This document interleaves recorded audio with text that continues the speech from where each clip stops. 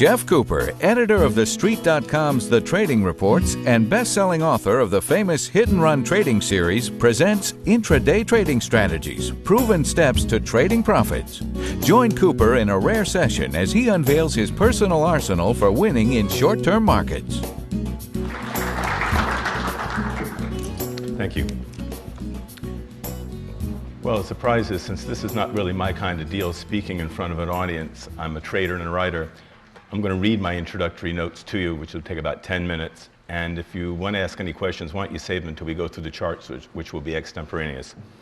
One of the oldest market maxims is the trend is your friend. The question is, how do we define trend? Does anybody want to take a stab at it right off the bat here?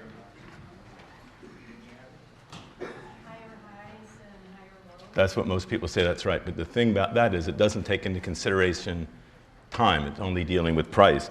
One of the things that Gann was talking about with his trendline charts, if anybody's ever seen or looked at how to make profits in commodities, at the end of the book, there's a series of charts where he never really explains what he's talking about. And that's where he takes into consideration time and price in creating a true swing chart or a true Gann trend line. And I'm going to go through that with you and show you what I'm talking about. Most do define trend in terms of time as higher highs and higher lows. But you can have a higher high and a higher low on any time frame, weekly, monthly, hourly, daily, etc. What time frame are you trading? That's one of the first considerations to take into account. Gann believed that time is more important than price, and I happen to agree. For example, if trend is defined by a higher low and a higher high, then on a Gann trend line or true swing chart, which will factor in multiple time frame analysis, until today the S&P had yet to carve out a higher high and a higher low on the monthly chart.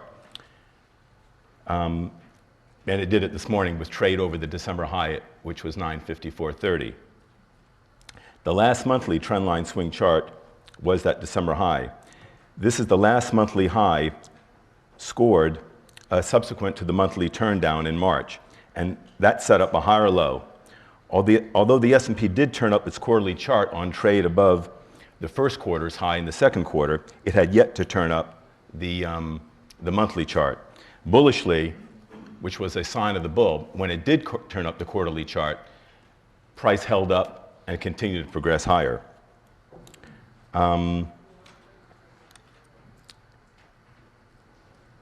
As I stated earlier, the S&P now has, for the first time since March 2000, a higher low and a higher high on the monthly chart.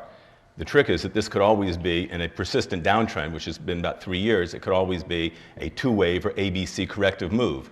So it's going to be the behavior subsequent to this turn up of the monthly chart, now that the S&P has for the first time in 3 years carved out a higher high and a higher low on the monthly chart.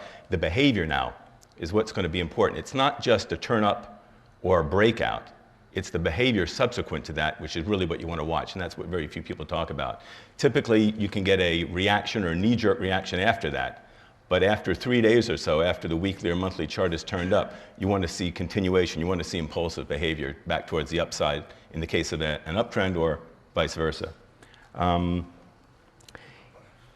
So the trick is, if one was waiting for the big picture monthly chart to confirm and crystallize before getting bullish on stocks, well, you'd be waiting, and the opportunity cost since March would have been tremendous. In early March, although I was expecting an undercut of the October low and an important low by the end of that month, I changed my position prior to the end of March at around 850 S&P. Why? I'm going to show you why on a chart when we get to it on a daily chart of the S&P 500. But the reason I changed my opinion was a change in character, in price behavior at that time. It became impulsive, and I'm going to show you what I mean, to me, what impulsive behavior was.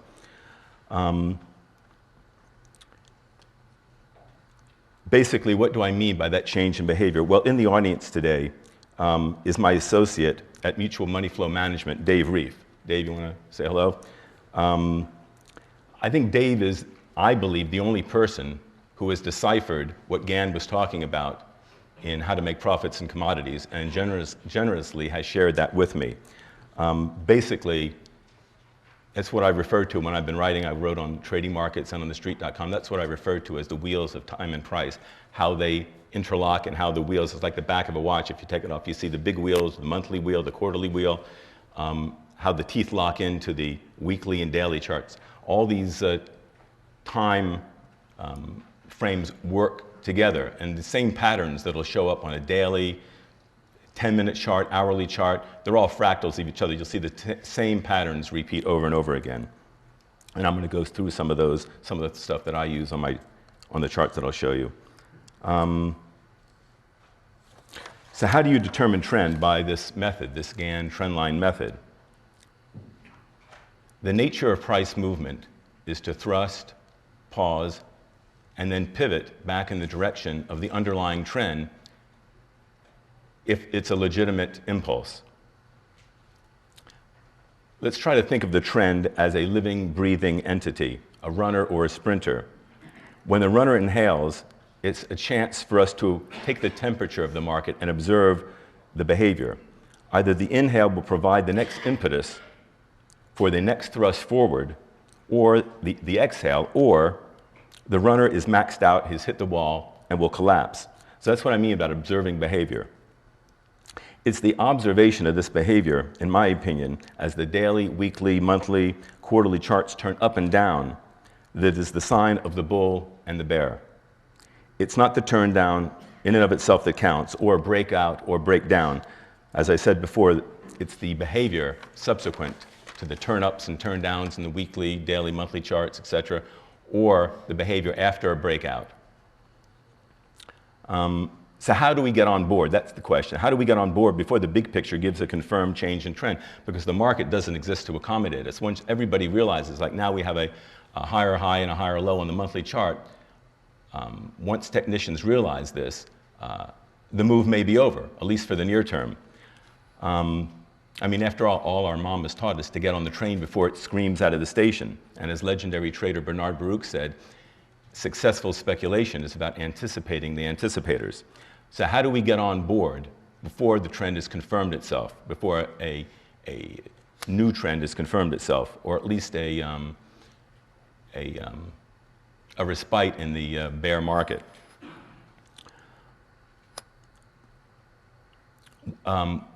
Once a move is confirmed for everybody to see, usually you get a shakeout. So maybe now that we have this higher high and higher low, maybe the market is now due for a shakeout. So how can we get a solid risk to reward entry once we see the initial signs of a bull or a cyclical bull in a secular bear, which is what I believe is occurring now?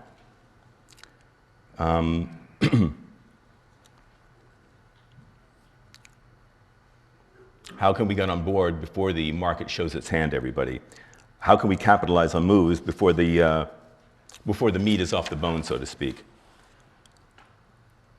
The market is perverse, so in bear markets or choppy markets, it's often just when price appears to confirm that many times a top is actually carved out. So if the market is still bearish, this turn up in the monthly chart, which gives a higher high and a higher low, if the market is truly in a secular bear market, then there's going to be some real digestion to confirm. And if we head back down, now there's a triple bottom from July, from October, and early March.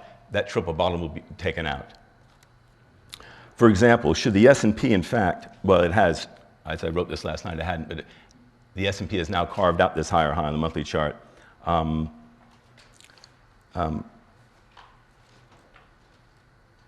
We don't know yet whether it's an ABC move or whether it's the beginning of an accelerated move to as high as perhaps 1050.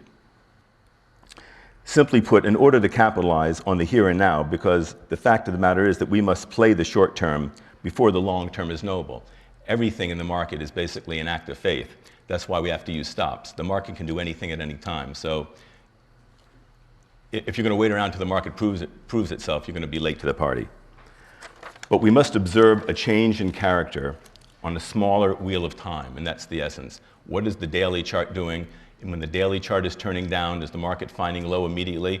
And believe it or not, and I'm going to show you this chart, since the March 12th low, every time there were no more than 2 consecutive lower lows on the daily chart at any given time. You had pullbacks that consumed 6 to 7 days, but you never had any more than 2 consecutive lower lows on the daily chart.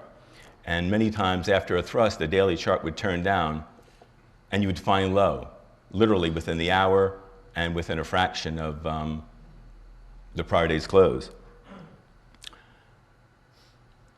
Any 5-year-old can look at a chart.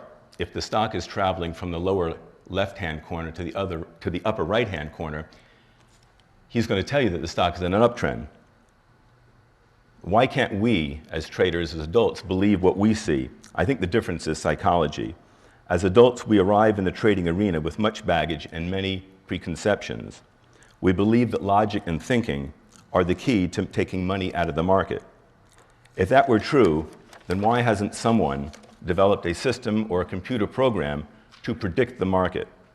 It just can't be done. There is no system or computer that can interpret behavior better than the human mind. If there's one thing that I want you to come away with from this talk today, it's this, that speculation is observation, pure and experiential, like the mind of a 5-year-old. Thinking isn't necessary and really just can get in the way. We have to trade what is, not what should be, or what we think should be. For example, last July, and I'm not going to mention any names, last July on CNBC, as the market was waterfalling, one of the talking heads, well-known talking head, was taken to task for being bullish all the way down the whole year. And when taken to task about it, he said, well, I've been wrong, but I've been wrong for the right reasons. That's dangerous thinking. That's a recipe for disaster. That's just not how you make money in the stock market. The market is always right, except twice, at the very bottom and at the very top. And of course, trying to pick the very bottom and the very top may be a lot more emotionally gratifying than trying to get on a trend. But if you want to succeed in consistently trading profits, you have to decide whether you want to be right or you want to make money. And they are non-exclusive of each other. They have nothing to do with each other. For example, I was intellectually bearish on the market off and on probably for the last 4 years going into the top in 2000, but I made money all the way up. You've got to try to divorce and suspend your disbelief in what you see and just follow the price. Price is the final arbiter. So how was I able to take money out of the market even though I was intellectually bearish? I think the answer to that question is because I've been doing this for 22 years and I've been sufficiently humbled in my career to understand that the market is the master. Our job is just to follow, regardless of what we think. So I think 95% of the market is psychological. I think the market is an emotional animal, not a reasonable, logical animal. I should say a bewildered beast. And it's just not a reasonable entity. But the good news is that I think because many human beings, or all human beings, think in images, the markets pattern these emotions. And we can follow the patterns that are traced out and carved out on the charts that'll tell us what the smart money or what the hedge fund managers with all the money are doing. And the short-term traders hop in and out and take profits out of the market. The reason I'm getting into this and telling you this is because everything I key off of, any of you that have read my books know that for me there are only 3 things in the market: price, time, and pattern, which is basically a combination of time and price. I don't really use any indicators.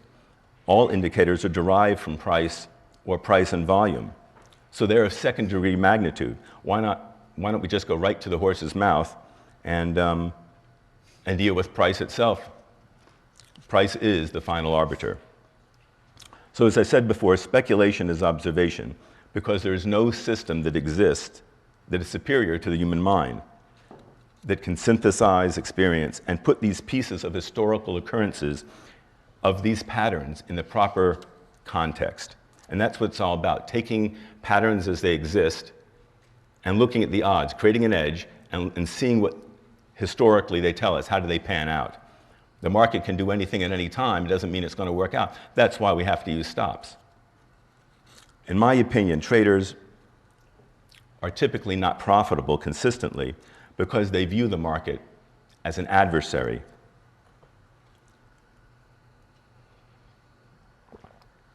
They project all their fears and thoughts onto the market and want to blame the market for everything that's going on, for everything that's going wrong, for the money they're losing, for all the bad things that are happening.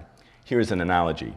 If I'm your husband and I accuse you of cheating, you can be pretty sure that I'm cheating and I'm projecting it onto you, that I'm projecting what's going on in my life. So if you see that happen in your life, that's probably a good clue.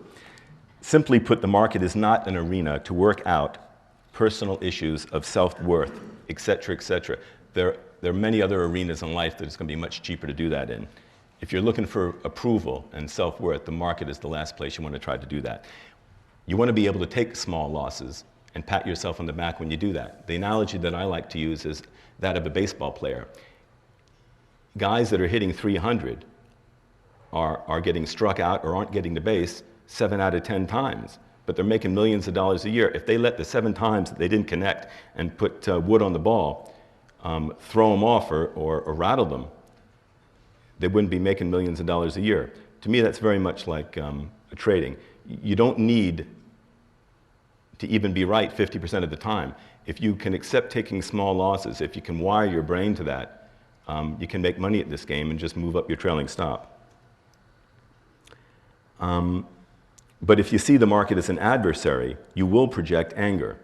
And anger prevents us from seeing things clearly. And the only thing we can do is to believe what we see in the market and put in our stop. Get an edge and put in our stop. If we can't see clearly, if we can't believe what we see, and that's crucial because when the market subtly changes its behavior or does something it shouldn't do, that's when the market is putting its money where its mouth is. That's when you begin to see momentum. Let me give you an example of that. I think that's probably the most important indicator, and it's not an indicator, it's the most important factor in determining how to take money out of the market. 1994 was the worst bond year that we've seen this century. The stock market made a top in January that year, basically came down hard, I think it was into the first week of April, and basically lollygagged around and went sideways into, I think it was December. Even though the bond market continued down, so stock market went down in April and basically went sideways. When the pressure of the bond market came off, and it was a horrible bear market in bonds, when that pressure came off in the bond market, well, that was the beginning of the parabolic move up in stocks into 1995, from 1995 up into 2000. So stocks were talking. The way they held together in the face of the worst bond market of the century was telling you it was a pressure cooker. And you see this on all time scales. The most obvious one is when bad news comes out on the stock or when somebody downgrades it and the stock bounces right back. And typically the reason why that happens, if you see legitimate buying out there from an institution, they're not throwing out the baby with the bathwater because somebody at another firm downgrades it. They're using it as an opportunity to buy. You've got to try to put yourselves in their shoes and their mindset when you see that kind of stuff happen. So when you see the market putting its money where its mouth is, when you see bad news and the market shrug it off, that's what generates momentum. And that, as traders, is what we all should be seeking. At least that's what we all should be seeking. That's when you see the sweet spot, and that's what we've been seeing at least for the last 30 days. And that's when we all think we're geniuses, until Mr. Market decides to teach us who's boss again. All right, so let's go to some stocks and walk through some patterns and show you how to make some money.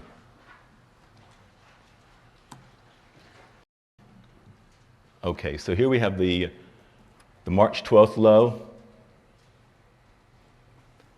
And any of you that are familiar with the hit and run books know that that's a lizard buy signal. It's a new 10-day low with the high, with the close and the open in the top 25% of the bar. And as I was saying before, the nature of price movement is to thrust, pause, and thrust, or pivot back in the direction of the underlying impulse if you've got a genuine momentum move. This is what I call TNT. You have thrust and first turn down. thrust, and turn down. This is the first turn down since that low of the daily chart. So this is a sign, and look what happened there. It found low immediately and closed at the top of the range. So that's what I'm talking about, is behavior and observation of behavior and the trend line behavior. And even in this first reaction, so this is on a small time scale, TNT. This is on a larger time scale. This is the first deep reaction, and it finds support at the necktie of the 20 and 50 day and at the prior highs. So it's a picture-perfect pullback, really, and the market tends to play out in 3s and 7s, and you'll see that this is basically a 7-day pullback. 1, 2, 3, 4, 5, 6, 7. And even in this consolidation here, this first reaction, the first solid buying opportunity since low, you still don't have 2 consecutive lows. So it's really a sign of strength. And what you get here is basically a 2-step or an ABC consolidation with a double top here. And when you take out 900, you're taking out double tops. Look here, you've got an outside day down and basically a sell side lizard. Well, all lizards are not created equal. Anybody that went short there, first of all, you never trigger because you never take out the prior day's low, so there's no reason to be shorting that. But look what happens when you offset. That's an important word. That's what I like to use. When you offset a tail, you can generally get a good momentum move because fast moves come from failed moves. There's no follow-through. There's no continuation to the downside here. So a fast move here comes from a failed move. You offset this tail, and you start to scream. Here is your first, what I call +1 -2. A +1 is a new 3-day high, as Gann used to use a 3-day chart. So it's the first consecutive 2-day pullback after a 3-day high. That's obviously a 3-day high because it's a new swing high from the low. So that's another buying opportunity. Notice the symmetry of the first 7-bar reaction to this reaction here. You got 1, 2, 3, 4, 5, 6, 7, and you start back up again. I'm counting the reaction from here, even though this made a new high, because it is still part of the consolidation. It's a failure. And this was the first move over this is your first move, your first close over the 200-day. And my partner, Dave, did a terrific study on that. When you see what he calls compression moves below the 200-day moving average, a compression move is any time the S&P or whatever index you're looking at, his study was based on the S&P, stay below the 200-day for more than 120 days, the first close over the 200-day is not a fade. A lot of bears wanted to fade the first tag of the 200-day here, but after you had a compression move, the first close, I didn't say first move over it, but the first close over it is a buy, not a fade, and that's proven out this time around. So what you have here, what I like to call the second mouse, is because the second mouse typically gets the cheese. I thought this was going to be a genuine move, and got hooked into some positions here. But the second move, in this case it was really the third move, is the move that has taken us up to 950 and higher now.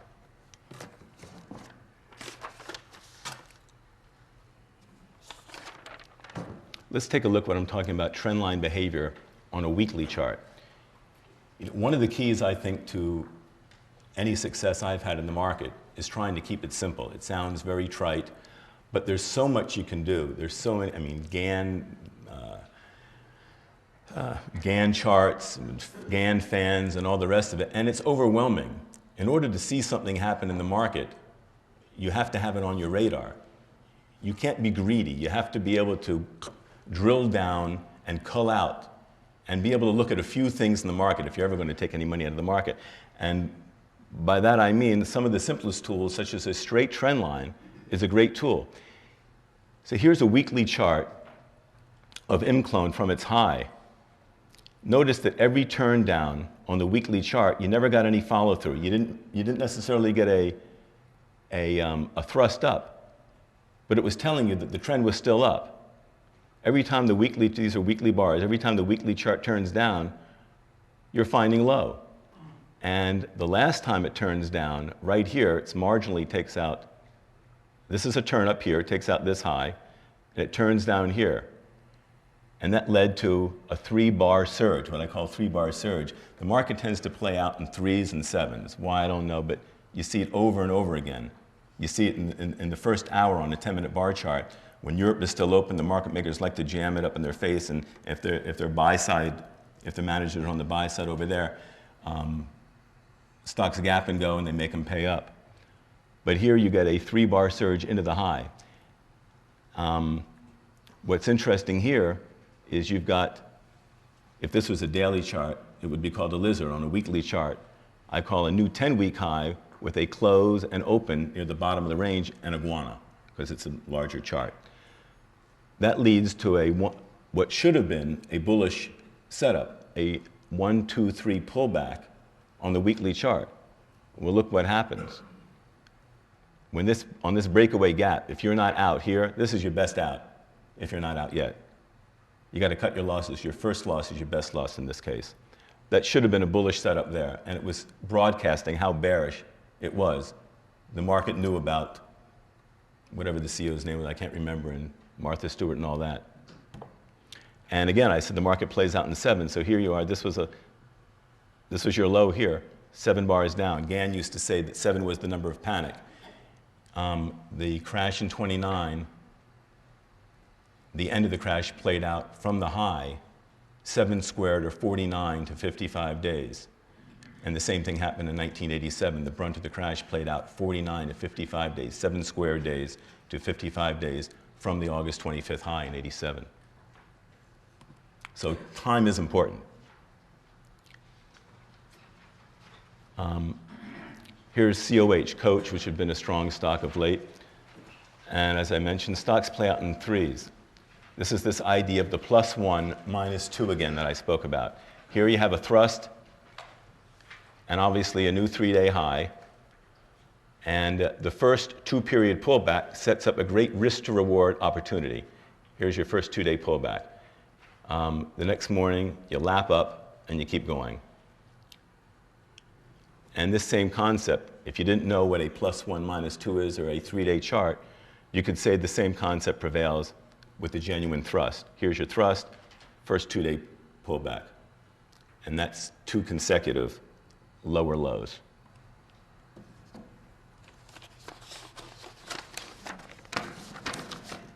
Here's an hourly chart of that same setup.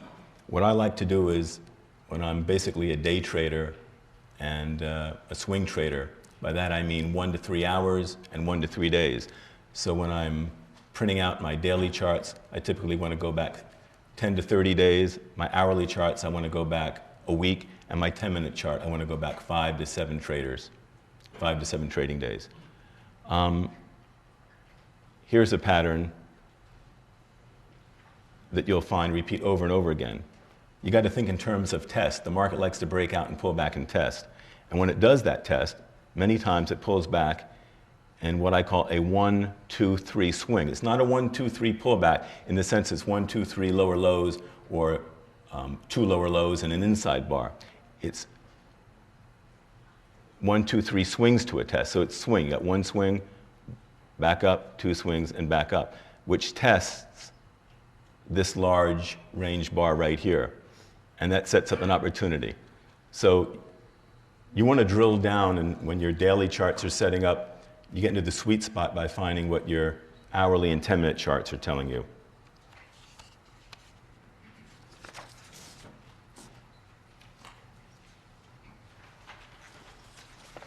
Here's another example of thrust and the first consecutive 2-day pullback or a +1, -2 again in Avid Technology. And what's interesting in this one is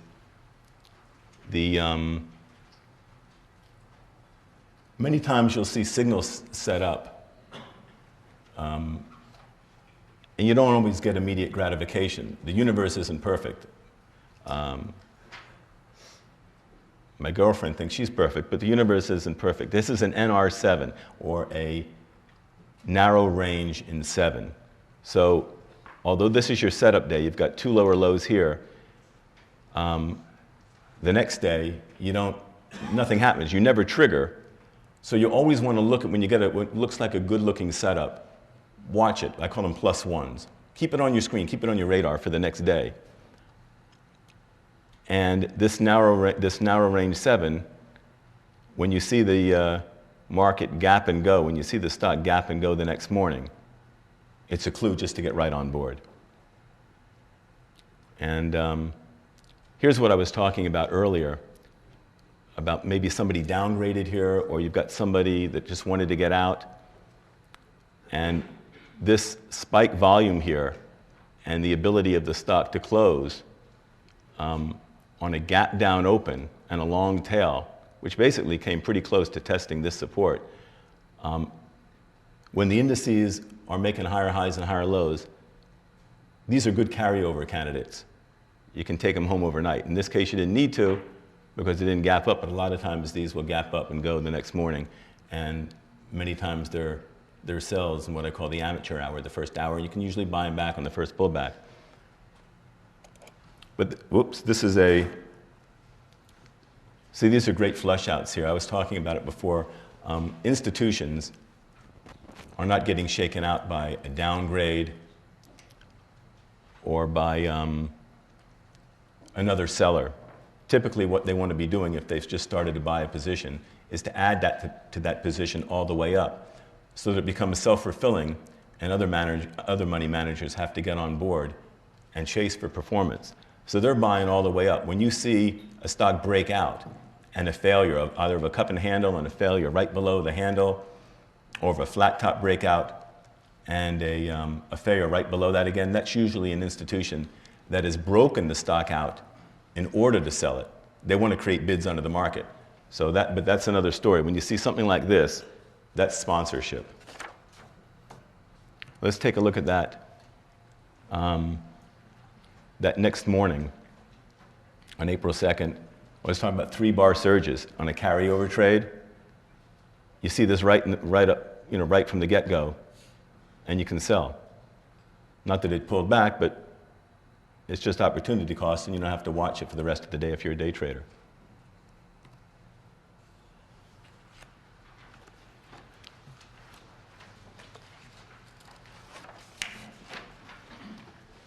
Here's a classic, maybe not a classic cup and handle, but what I might call a Stein and handle, because that's a pretty deep cup. But it's, I like to look at patterns in the spirit of, as long as they're close. And here's classic 1, 2, 3 pullback. You got an inside bar, a lower low, first lower low, and a second lower low. And again, it doesn't trigger that day, but this is a case of what I was talking about, the +1 setup. This is the idealized setup. You got an extra stutter step in here. And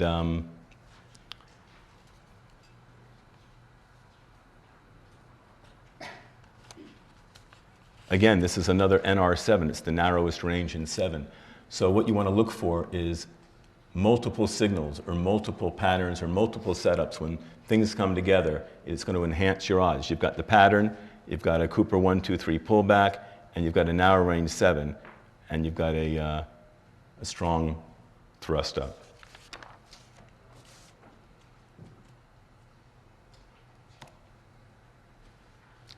Here again we have thrust, pause, pivot. Here's a cup and handle, another 1, 2, 3 handle.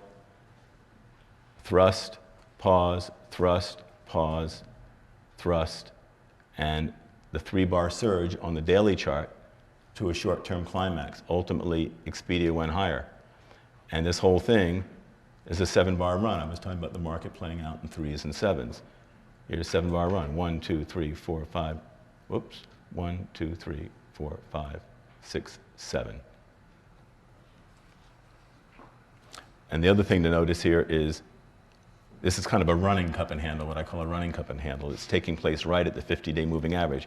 You have this consolidation underneath your 50-day moving average, and it's what I call a high handle.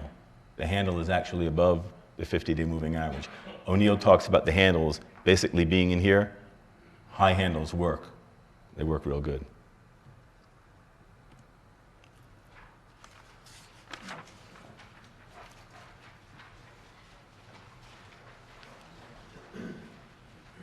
Here's a +1, -2. It sets up your entry. Now, there are a lot of people, a lot of day traders that came to the game, obviously in 98, 99, 2000, and a lot of strategies, including most of my own, said wait for entry on a tick above the prior day's high. The markets have been real choppy until lately, and there are many ways to skin a cat. If you've got a +1, -2, what you can look for to get long prior, because once you're buying here, you're leaving a lot of meat on the table, and I'm going to show you how I do that. Once you have a daily setup, you can look for an intraday setup on what I call an opening range breakout, or a breakout above the first 3 10-minute bars. That's what I'm using for my opening range breakouts. And your stop can basically be right down here. So you're really tightening up your risk to reward parameters in those cases. And even if you didn't play this bar off the setup, and you're scanning through your charts the next, after the market that day, you obviously see what I call a pullback pivot here. Pullback pivot, you've got the pullback and you've got a close. Not trade over, but a close over the prior day's high. That's what I call a pullback pivot. And the next day you've got confirmation of follow through on a gap and go. And of course, this is a 180 setup too. A 180 is here you've got a close at the bottom of the range, but it's above the 50 and 20-day moving average. I want to qualify that it's in a strong position. And here you get a close opposite that in the top of the range, towards the top 25% of the range the next day. So that's a 180.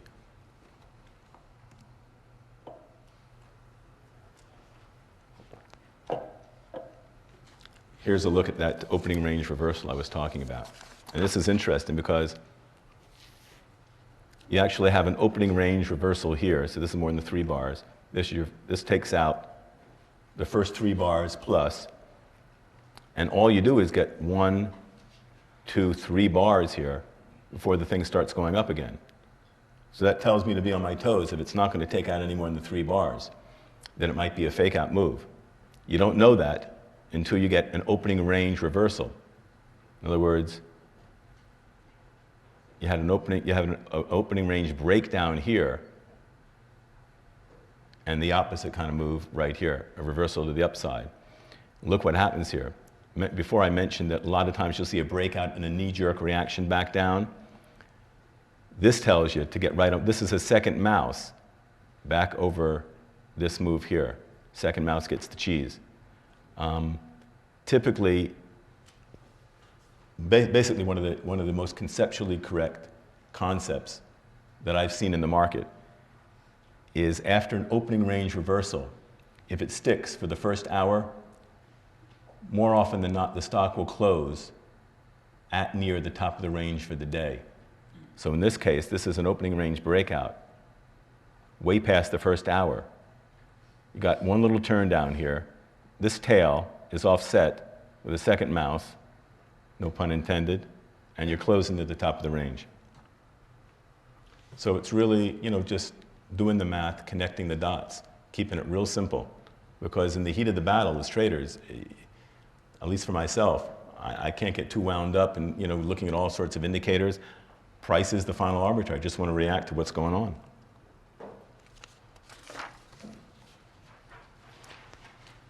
Here's a case of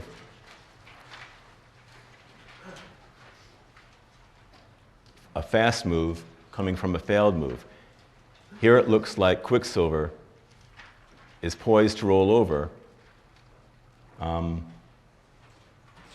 break down. Looks like a head and shoulders, and this move here looks like you're gonna roll over. You got a pattern and you got a 180 down here.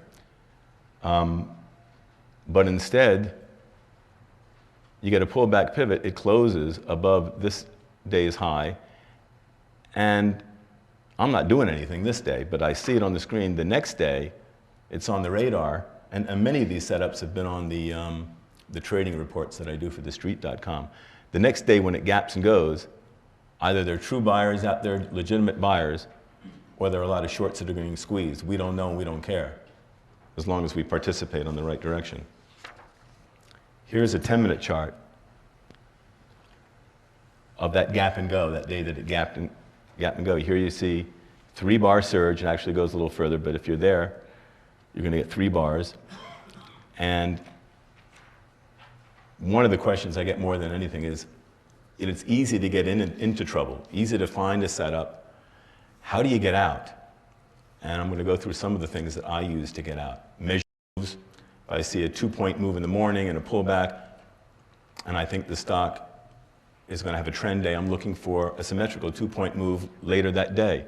Or I'm looking for something like this, 3 drives to a high. Real simple stuff to find a target. If I'm a day trader and I'm not interested in taking it home because I'm nervous about the market, which I usually always am.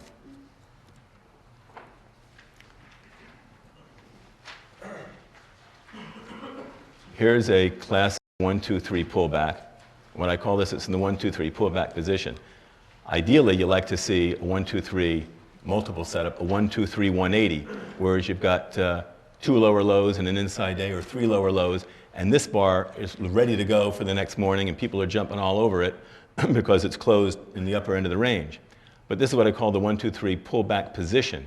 And this is interesting because what it does, it's really, ideally, this first pullback here after this strong breakout, it should be ready to go. So what does it do the next day? It marginally takes out this day's low. It goes red. But that's what I call a catapult. When you see this kind of thing, and it looks like it should be ready to go, when it goes red early on in the morning and then turns green, I buy it and put a stop right under this morning low. That's what I call a catapult. They pull back the rubber band, and as soon as it goes green, you want to jump all over it. And here's a 10-minute of that same chart. Here's your catapult. And now that's the value of printing out your 10-minute charts from that daily setup, because you saw the 1, 2, 3 pullback on the daily chart, and on the 10-minute chart, you see that it traced out 3 drives to a low, so you had something value added. You had multiple pieces coming together. The more pieces that can come together, the greater the odds are, the greater the likelihood of a successful trade. And here's that little catapult. The next morning, it goes marginally red, and where this arrow is where it turned green on that day, and you can see it screamed. And this looks like it's probably 7 bars, close to 7 bars here, this first pullback or consolidation. 1, 2, 3, 4, 5, 6. It might be 7. 1, 2, 3, 4, 5. Thereabouts. And here's your opening range breakout. Why isn't it here? Because this is the high that morning. So this is your opening range breakout right here, and you get extra follow through.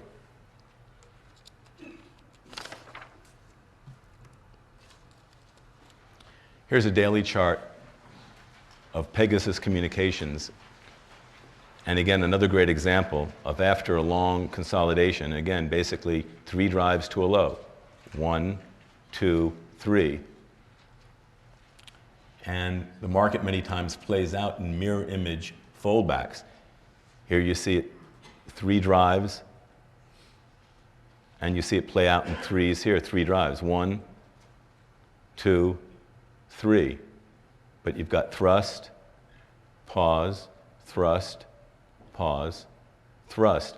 What's interesting about this, look at the narrow range days here, and it's 1, 2, 3, 4, 5, 6. 7th bar, the thing explodes. You find that a lot. No idea why. On this day here, I went long because it It's taking out this little handle or pennant here, and it closes at the low. But your stop should not be below this bar here. It should be below somewhere in here, or at least below a straight line here. And once this tail is offset, it's a little stutter step. Once this tail is offset, I keep using that word, fast moves come from failed moves. This is a failure. I mean, it's a failure in the sense that it looks like the stock should be going down. When stocks don't do what they look like they should do, that's when you want to be all over them. So when this is offset, that little tiny tail there, after this volatility setup, you get another 3-bar surge. And how do you know that you want to get out there? 3 drives to a high. 1, 2, 3.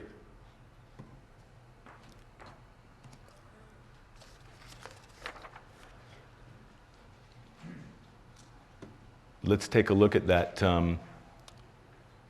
where that pause was there in that pennant on an hourly chart. Before the next day, before it continued, you see the late day breakout here. So it's a great carryover candidate coming out of that volatility setup and coming out of that triangle. At least with a half a position. Sometimes if the market is herky-jerky and the indices aren't really clear-cut and you don't think you have a trend, I will only put on a half position. When the market's really powering, you know, like to step up and sell half the next morning as the thing explodes, as day traders come on board and chase it. Because the market makers see that stuff, and there may not be genuine buying, but they'll just gap it up because they're not going to sit there and let the offer stay down so that they can be taken to the cleaners. They'll jack the bid up, and if they've been taken the day before and they're short, they couldn't find stock, they're selling it to traders that are buying it the next morning. So when you see those gap ups, a lot of the times it's not genuine buying, it's market makers. I don't want to use the big M word, but that's what you're seeing. As my dad always used to say to me when I used to watch him trade. My dad ran a private hedge fund, you know, when I was in high school and college, and he always used to say to me, stocks don't move, they are moved.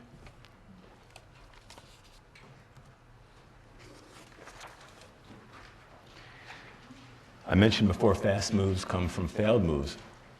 One great pattern you can always look for, I mean, we're all familiar with triangles, but what happens when a stock breaks down from a triangle in one direction, and then quickly, when I say quickly, I mean on a daily chart, typically 1 to 3 days, quickly moves in the opposite direction and takes out the upper parameter of the triangle. That's what happens here. And fast moves, again, come from failed moves. This is a failed move. You had no follow-through on this breakdown. A lot of times an institution can't find any stock, so they'll want to break a stock down in order to try to find out if there are any weak holders out there. So that's a lot of times why you see this. But look what happens here. Here you have a little tail, lizard, and it actually is triggered. But the stock revalidates. You've got an L-rod, which is a large range outside day. It's an L-rod and a 180. Closes the low, closes the high. Multiple setup. Doesn't give you much the next day. Gives you something. But here you've got an NR7. You've got the first narrow range 7. So the first real volatility setup after this whole pattern. So the moral of the story is, yeah, I'm a day trader and you want to watch stocks from one day to the next, but that doesn't mean just watching this one bar. It means putting the pieces of the whole story together, creating the puzzle, and trying to read, it's chart reading day by day. And so if you see this NR7 here, and you think this is the beginning of something, that's how you get on board here. The triangle pendulum is a really powerful setup.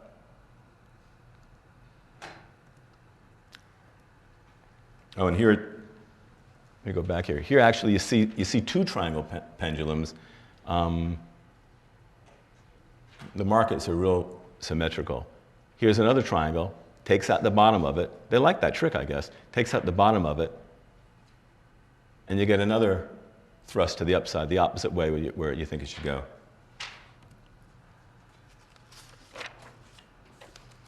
Here's a real big picture of the same stock, Adtran again, back from the June-July low. Here's the same idea. The triangle pendulum is a false undercut. Here's what basically I call a boomerang, what W.D. Gann called a WV. The opposite of the WV is an MA, WV bottom or an MA top. So rather than a triangle, the boomerang is basically a flat. The bottom of the flat's taken out, and when the top side of the flat is taken out again, you get a real momentum move. Notice how the 20-day moving average cushions the strength all the way up until what do you have? How do you know when you should be looking to get out? 3 drives to a high. 1, 2, 3. And the markets work in mirror image of it. The stocks and markets work in a mirror image and in fractals. So after that 1, 2, 3 drives to a high, you have a 1, 2, 3 swing to a test of what? Of your last consolidation, of your most recent consolidation. Here's what looks like, and this stock went much higher, has gone much higher. These charts were created about 30 days ago, 30, 40 days ago. This looks like what you've got is a possible head and shoulders, left shoulder, head, and right shoulder.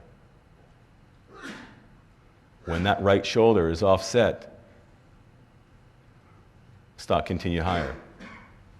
And when the 20-day moving average right here is reasserted after this 1, 2, 3 swing to a test, the stock is revalidating itself and getting itself back into strong position.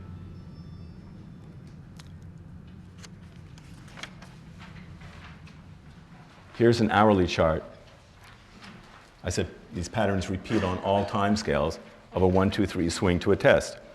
Here's a consolidation, a thrust, thrust, pause, thrust, and here's a 1, 2, 3 swing. It's a little tweaked because typically you'd want to see 2 lower than 1, but you don't throw these patterns out that are in the spirit of.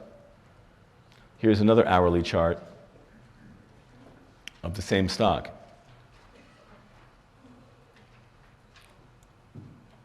And what I just wanted to show here is keep track of time as much as you do of price, and look for these 7-bar and 3-bar workouts on 10-minute charts, hourly charts, daily charts, what have you. Here's a 7-bar pullback on your second arrow, and then a symmetrical 7-bar count, 7-bar rally, and that third arrow is the 14th bar up. And notice the TNT. The TNT, again, is a thrust and first turn down. It's the first turn down after that thrust where you have a 14th bar, and you get a continuation. So these are signs of runaway stocks. This is one of the ways you identify runaway stocks, which is, where the sweet spot is. That's where the cream is. That's what we're all looking for. We want to make the most amount of money in the shortest amount of time, don't we? And when the daily chart or an hourly chart takes out a prior low, finds low quickly, and then what I call slingshots back to the upside, the market's talking. And there's nothing more powerful. When the market's talking, you just want to be there and listen.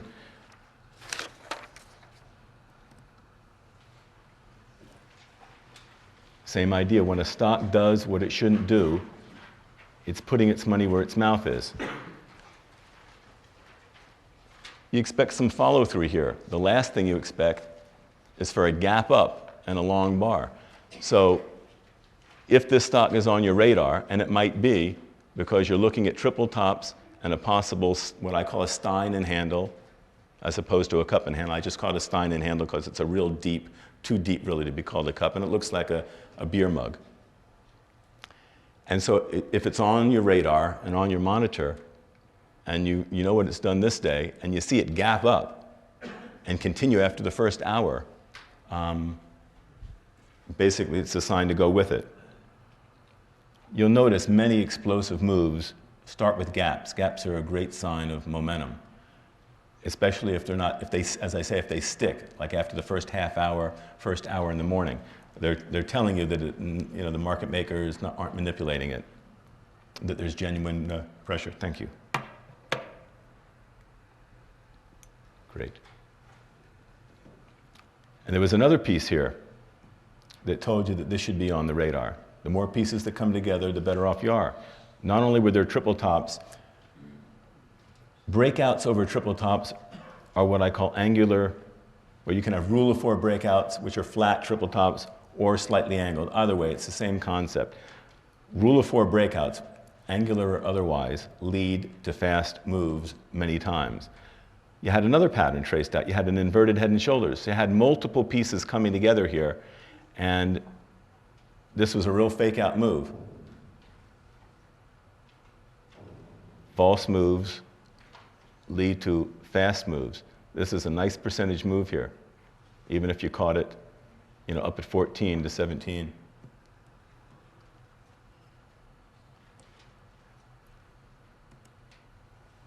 Oh, and it's interesting, just to go back here. This head and shoulder counted or projected to $18 to $19, and it got there real quick. Here's an hourly chart on that gap and go that day. So even if you missed the morning gap and go, you get this thrust, and you get a pause, and here you get your opening range breakout. The orb above this, and look where it occurs. On your hourly chart, it occurs on your 14th bar. You see it a lot.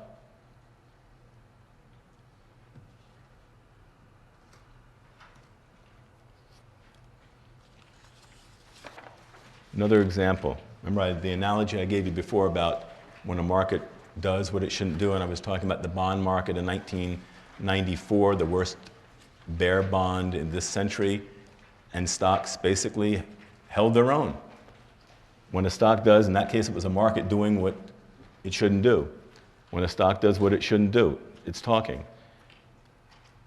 Micro strategy here should have followed to the downside from a 1, 2, 3, 180 sell. Here's your 1, 2, 3, 180. 1, 2, 3, 180. So this is the third bar, is the 180. Instead, it gaps open. The open is up here. It's the last thing you expect. I mean, look at this spread here. It's a gap and go. Go with it and put a tight stop in. In my experience, this is a hard thing to do. Hard thing to do for me. I've been doing this a long time, but in my experience, the hard thing to do is what pays.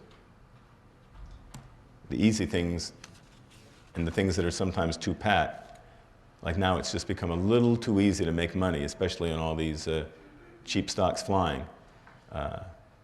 That tends to get me real nervous. Here's a daily chart of Borg Warner. And you've got a, what I call a flying wedge. One of the things that I liked about what O'Neill used to teach, still does I guess, is be careful about when stocks look like they're poised to break out or a handle that's wedging up this way as opposed to wedging down.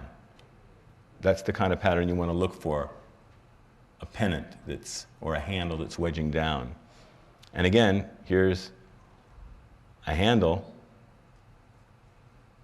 7 bars. So if you're watching, you're looking at this momentum here, a gap up, attacking this high over here. A lot of people are going to get frustrated after 2, 3, 4 days. But if you know that stocks play out many times and pivot after the 7th day or the 3rd day, then keep it on your radar. And you get a gap and go off the 50-day, real strong. And you get continuation. Once you see these kind of new 60-day highs, new 30-day highs with a long bar off the 50-day with a gapper, sometimes you can just put on your stopwatch and, even when you get this kind of nonsense up here and doesn't look like it's going anywhere, count 7 to 10 days, even as a short-term trader, and you can take some more juice out of it. As long as the market is, the overall market, the indices, aren't buoyant. The indices, as long as they're not going down and they've got a cushion, money managers are out there playing. If they're not under duress, not under a lot of pressure, they're going to be playing individual stocks. It's a market of stocks, not a stock market. Don't get too wrapped up. I use the S&P when I'm writing for the street as a gauge, an overall gauge, because you got to have something to take the temperature with. But you want to look at what individual stocks are doing. That will tell you what the index is going to do. That's one of the reasons I knew to change my position in March and why I assumed we would head up to at least 950 here because of what individual stocks were doing. And here's a 10-minute chart of that gap, this gap here, right here. So if you bought the gap, how do you know where to get out? Well, the gap is 2 points, and here's some symmetry. You get a 2-point run. This is 2 points here. You get a 2-point run after the 2-point gap. So think in terms of symmetry.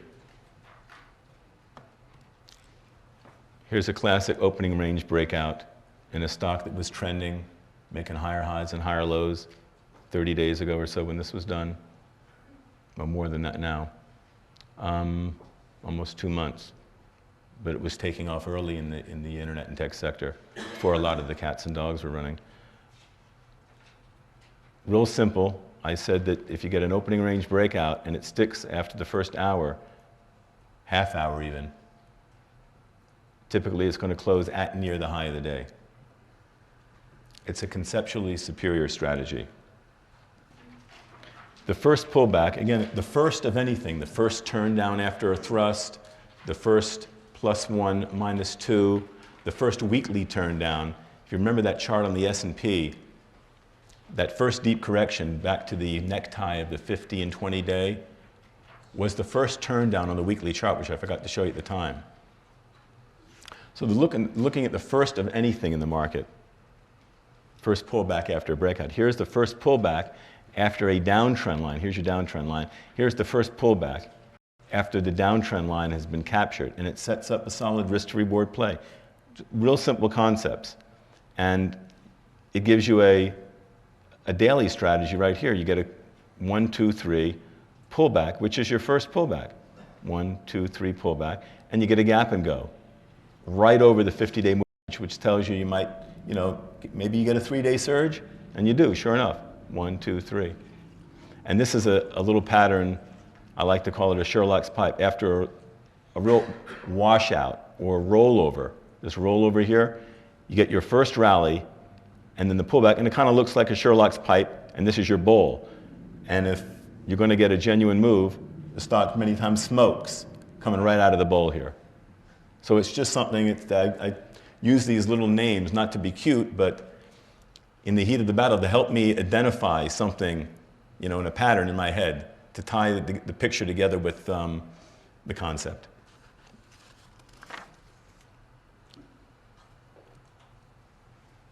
Here's a 10-minute chart of that gap and go day. And again, the idea of if you're a day trader, you want to take a piece off, even if you think it's going higher, use of measured moves. It's uncanny how symmetrical the market really is. Gap and go, you get a 3-point move, first pullback. I'm thinking, okay, you have an opening range breaker, you got a strong momentum move, got a trend day going. Where do I sell? There's another 3-point move right into the end of the day. And if you're really convinced of that, I mean, you can just keep, buying as it's going up, as opposed to what you should never be doing, averaging when something's going down. Average on the way up. Never, never, never average on the way down.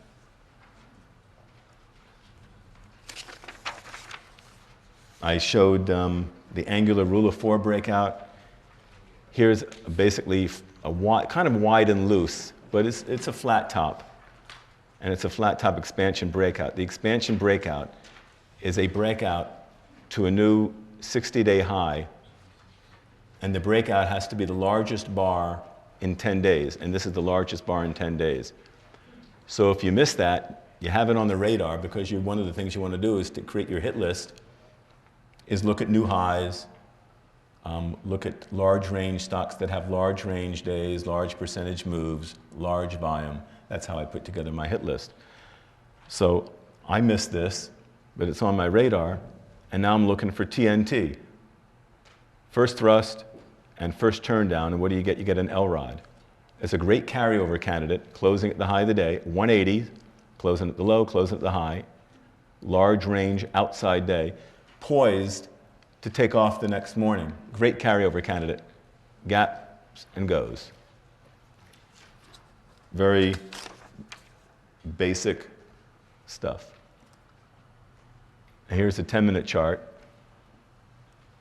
And of that first consolidation there, of that TNT, and here again you see, kind of a flying wedge. It's wedging down, but you've got an angular rule of 4 breakout, 1, 2, 3 tops, and this happens late in the day on Friday. Breakouts, particularly on Friday, are great carryover candidates because everybody's looking at their charts on Monday. Money managers are going into meetings late on Friday or early Monday morning. They're coming in. People are talking over the weekend, and this thing closes like this on Friday. That's what you get Monday. So these are little kind of tips you need to know to, that can make up for a lot of mistakes. And this is the gap and go on Monday right here. JCOM was a stock that was running real strongly, and I thought there was a chance for the market to pull back. And I have had very few short positions on in the last 60 days, but I thought this looked like a credible short. This is what I call grenade, because it broke an uptrend here, basically on a breakaway gap, destroying the pattern. So the grenade basically destroys, it blows up your uptrend. You don't get immediate gratification the next morning. So let me show you the 10-minute chart to show when you short it, putting the pieces together, when and how you short this on this day over here. Notice it closes here, it opens, and then it moves up. I'll show you the next chart. All morning. Patience is a virtue in trading. Here's what happens. So it moves up all morning and carves out a head and shoulders on a 10-minute chart. And here, you got multiple pieces coming together. You got an opening range breakdown. Here's your opening range. Right here's your opening range breakdown. And that nicely coincides with the neckline. So you can get a measured move here too. A projection, from the of the head and shoulders pattern. In other words, many times, you don't often, if you look at charts, you don't often, unless you're really in a fast move, you don't often see bars stacked upon each other without any, what I call bleed back into the prior day. So when the stock is, even in a fast move, moving up, you typically see bleed back into the prior day's bar, and in this case, you expect, people were trapped and you expect a lower move. You expect follow through to the downside, but you had this bleed back. In this case, you had bleed back almost to the top of the range. But notice, it just misses turning up the daily chart. I would have been all over it if it turned up the daily chart here and then started heading down. I would have probably doubled my short position. So if you get that concept, it's the reverse of what I was showing you on a sign of the bull. The sign of the bull, the stock is going up. Daily chart turns down or hourly turns down, and it finds low very shortly. In this case, this didn't do it, but if this had, you've got a failure here, and if this had taken out or turned up the daily trend line and basically just gone limp, just gone soft, that would have been telling me that would have been the sign of the bear on a short-term basis as the daily chart. And we looked at this. So that's what it does all morning there.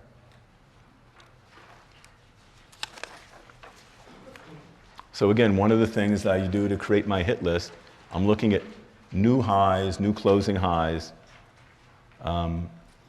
52 weeks, 60-day, new relative highs. I don't use volume much, and I never talked about volume in the first 2 hit-and-run books, but you don't want to ignore it because it can be a real clue. Volume can be a clue. Here you see on the expansion breakout, A, this bar here, you see an expansion volume breakout. So volume is breaking out along with price. And if I missed this, here you had a thrust, a breakout, and you had your TNT, thrust and first turn down, right there. Takes out the prior day's low.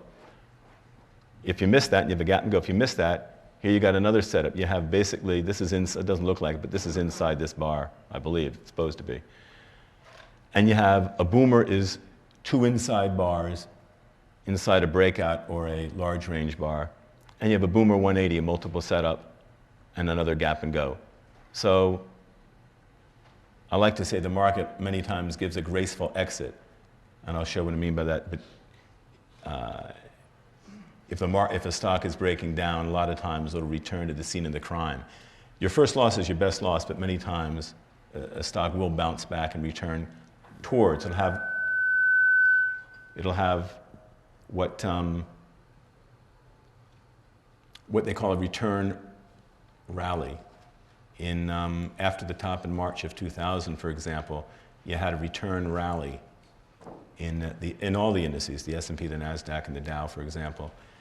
And by the way, that return rally, one of the things that got me so bearish at the end of August, beginning of September in 2000, in the fall of 2000, was the fact that that pattern traced out on the weekly chart was the opposite of one of those 1, 2, 3 swings to a test that I was talking about. Here was your high in March. You broke down, you had your first break, and you had a 1, 2, 3 swing to a test of that 1552 all-time high on the S&P. And the fact that it was occurring at the end of August, early September, just like in 1987, just like in 1929, really in a way, and I said it on trading markets at the time, that it was a potential crash scenario, and the only difference was the market was potentially, at least the strongest sector of the market, the NASDAQ, was potentially in a weaker position even than in 1929 and 1987. And that virtually played out. NASDAQ went down 80 some odd percent, almost 85% from its high. Another way to identify potential fast move is a third higher low. You find your 0 point, here's first higher low, second higher low, third higher low, breakout over double tops, call it a power surge. And by the way, for any of you, Gann used to talk a lot about finding the 0 point. That's one of the reasons he did, because he talked about, this is not my original, he talked about the third higher low, or the third lower high, the inverse, leading to fast moves. And this is what I call a bubble loops. You find a fast move or a runaway move, and when you find a stock that opens to a new 30-day high after a strong move, and then takes out the prior day's low, it's a good little short. Sometimes it leads to an important high. Sometimes it's just a trading situation. There's no way to know. So don't get hooked into picking tops and staying longer than you're welcome when the market is in gear. Here's that bubble loops on a 10-minute chart. And what's interesting, when it takes out the prior day's high, this is where the bubble loops is triggered, which also happens to trigger the an opening range breakdown. So you got two things working for you, and you got to move down to here, which is not too shabby. The next day, you get an opening range breakout, which takes the stock all the way back up almost towards that area. So the market can do anything at any time, and that's why I really don't think it's possible to predict the market for more than a few days at a time, which is why I'm a short-term trader.